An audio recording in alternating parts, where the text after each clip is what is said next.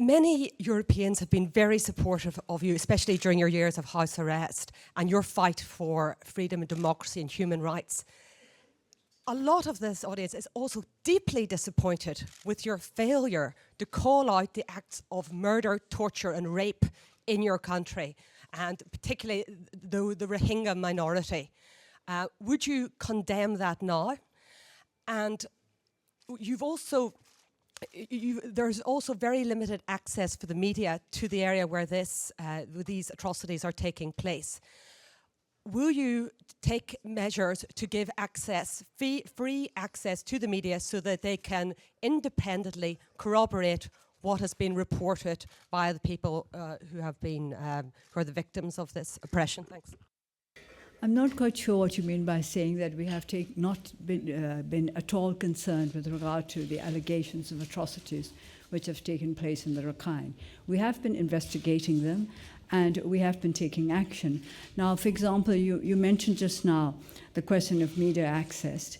The first group of journalists that we allowed to go to the Rakhine, this was last year.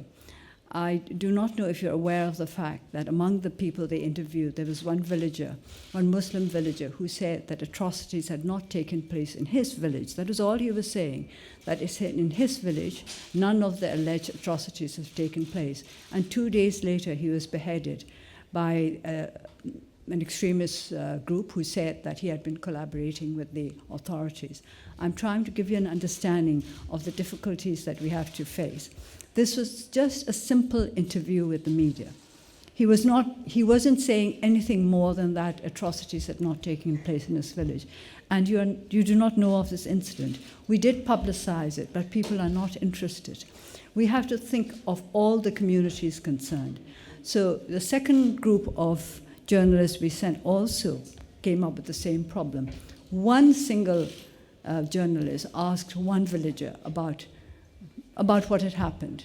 And he said as far as his village was concerned, nothing had happened. And he too was killed sometime later.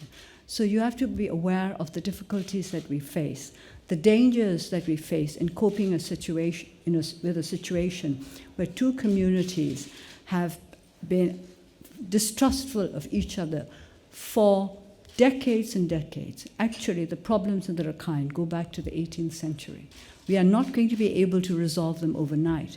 And all we ask for is time. We have not in any way ignored allegations of rape or murder or arson or anything. We have asked that these be placed before a court and tried. We are giving everybody an opportunity to take people to court, and we have been trying to find out what actually happened. We have not sat there doing nothing. And I think all those who live in Burma are aware of the fact that we have been looking into these. We have even instituted 3 special courts in the region to make sure that those accused of any crimes are not unfairly condemned in any way. I'm a little bit confused when you say that we have been doing nothing about it, because we've been doing everything we can all the time. Jack. No. It'll work? Yes. Okay, sorry. Hi, I'm Jack Parrico, here for Channel News Asia, but from an agency called Feature Story News. I just wanted to ask both of you, actually, on this issue, and I'm sorry to press on it, but what exactly the High Representative has encouraged you to do with regards to the Rakhine, and whether you believe that any of her suggestions might be things that you will be putting into practice. If there's anything specific you can tell us about your discussions on that issue. We're talking about what we can do to bring about real harmony and progress in that area. Now, many of the suggestions that the High Representative made are very similar to the suggestions in Dr. Kofi Annan's interim report. And if you read this, you will see in detail what he has recommended. And we have accepted his report as a whole, and we're already implementing some of his suggestions. We can't implement them all in one go, but we are doing it as quickly as possible, and we're giving him regular reports on progress. And I think the High Representative agrees with him that these are measures that have to be taken if we are to achieve stability and peace and progress in that part of the world. One of the problems there is that it's a very poor and undeveloped region in the country, and everybody is afraid of everybody else. Speaking in English, I'm not going to put this in. I can confirm completely what Aung San Suu Kyi just said. For us, what is essential is that the living condition of all communities is improved as a matter of urgency. Let me start by saying that we condemn always any forms of violence, including the ones that took place in October the 9th. And we did it, I think, as the first international actor condemning and publicly denouncing attacks on the security forces. We believe that all communities need to see an improvement in their lives. And we discussed mainly how we can better support the authorities in the country to implement the recommendations of the Annan report. This is for us the roadmap. We have appreciated the determination and the endorsement that the State Counsellor made clearly about the recommendations and the indications of the Annan report. And we believe that is the way forward.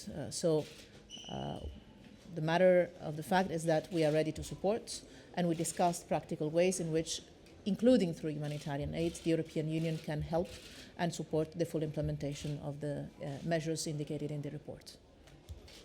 I'm afraid we'll have to slowly wrap up. Maybe I'll take one more question and then we conclude. Nawab. Nawab Khan from the Kuwait News Agency. And this is a question for both of you. What is your position on the calls for an international investigation into the situation of the Rohingyas? Thank you. Are you talking about the fact-finding mission recommended? Yes. We do not agree with it. We have dissociated ourselves from the resolution because we do not think that the resolution is in keeping with what is actually happening on the ground. As I said earlier, we accept Dr. Annan's recommendations totally because his commission went into the Rakhine state, studied the situation there, and made his recommendations based on what he had seen on the ground. If we think that the recommendations are in keeping with the real needs of the region, we would be happy to accept them. But those recommendations which will divide further the two communities in Rakhine, we will not accept because it will not help us to resolve the problems that are arising all the time. The establishment by the Human Rights Council of or the decision to dispatch an independent international fact-finding mission is probably one of the very few issues of disagreement between us, if I can say so. Actually, I've not detected any other. We believe that this can contribute towards establishing the facts for the past, provided that, as we said before, we fully agree on the need to work together on the way forward. The fact-finding mission, to our understanding, is focused on establishing the truth on the past, and we agree on the need to focus on the future and the implementation of the recommendations that are included in the Annan report, as I said. Thank you. Thank you very much.